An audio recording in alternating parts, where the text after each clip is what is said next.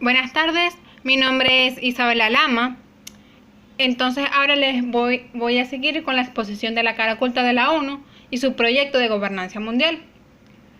Otro de los aspectos que utiliza la ONU para su proyecto de gobernanza mundial es la apariencia de libertad y tolerancia que se perfilan como estructuras de una sociedad en la que solamente subsiste un acto de libertad.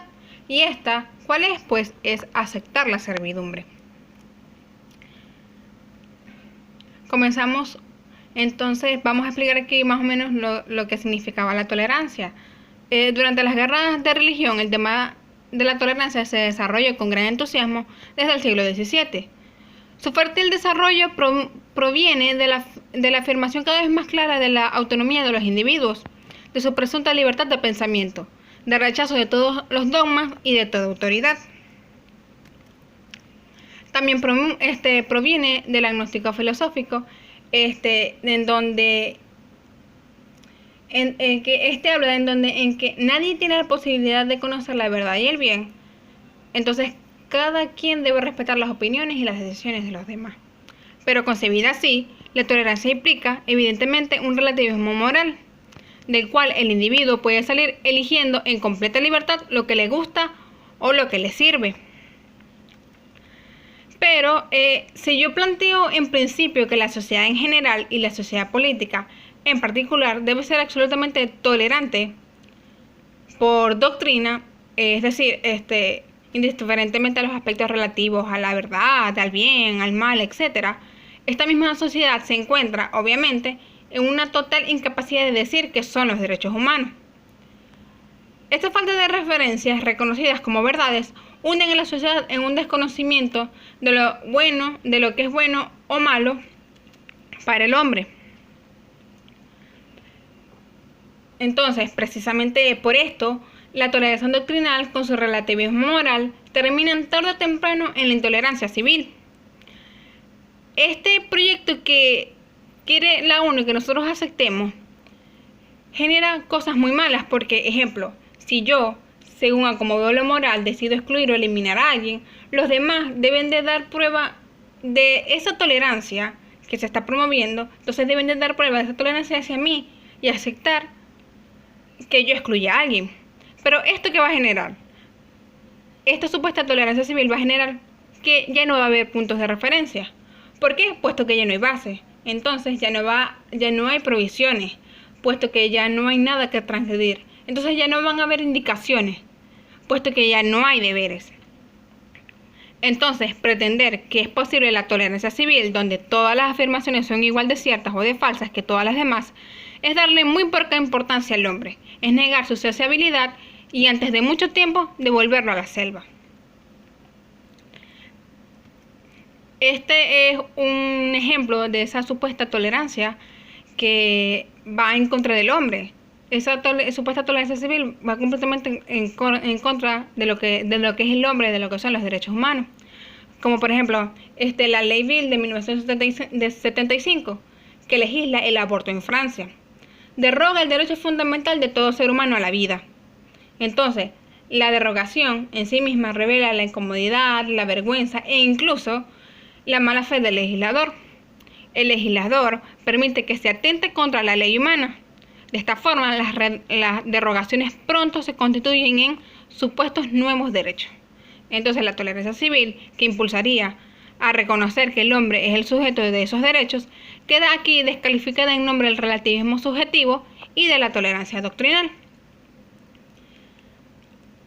Entonces, viéndolo de esta forma, ahora se arma una nueva concepción de los derechos humanos, que no tienen nada que ver ni en su origen ni en su contenido con la concepción humanista tradicional. Va en contra del mismo ser humano. ¿Y esto qué es lo que nos muestra? Pues un racionalismo anticristiano. En la práctica, en el tema de la tolerancia, es una pantalla utilizada por el nazismo internacional para disimular su voluntad de imponer y generalizar un pensamiento racionalista que es fundamentalmente anticristiano. ¿Por qué? Porque vemos que el nazismo se entiende, por una parte, una doctrina totalmente racionalista que lucha por la eliminación de toda creencia cristiana y religiosa en general. Ahora bien, el lacismo se presenta como el guardián de la tolerancia, pero de una tolerancia tramposa. De hecho, en nombre de esa supuesta tolerancia, ¿qué es lo que intenta? Pues este lacismo quiere sofocar la voz de la Iglesia, con el pretexto de que ésta sería, supuestamente, según ellos, intolerante, puesto que anuncia un mensaje verdadero y acepta la apertura de la revelación de Dios en el tiempo. Al hacer esto, está reprochando a la Iglesia de nuestros días el querer intervenir intempestivamente en los asuntos políticos en nombre de su doctrina y su moral. Esta situación, que sin duda se produjo en la historia de la Iglesia, pero ya no existe. En cambio, este lacismo del que hablamos quiere restaurar para su propio beneficio un cesaropapismo totalmente secularizado, en el que el César, ¿y cuál es el César aquí? El poder político, quiere gobernar a la sociedad y las conciencias en nombre de la religión que él mismo constituye.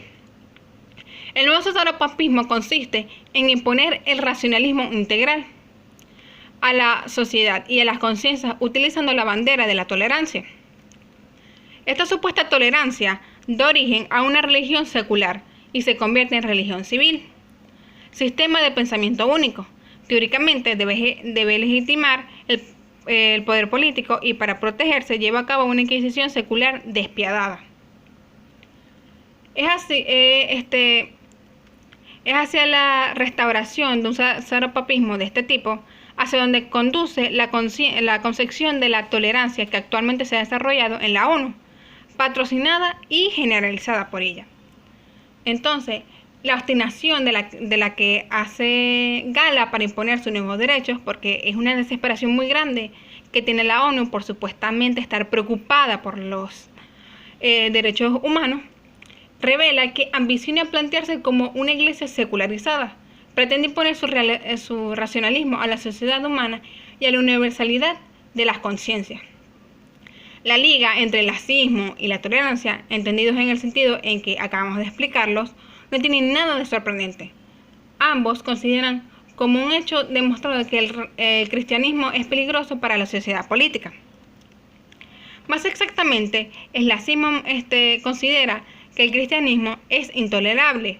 ¿Por qué? Porque pondría en peligro la laicidad, es decir, la distinción y la separación de la sociedad política y de la Iglesia.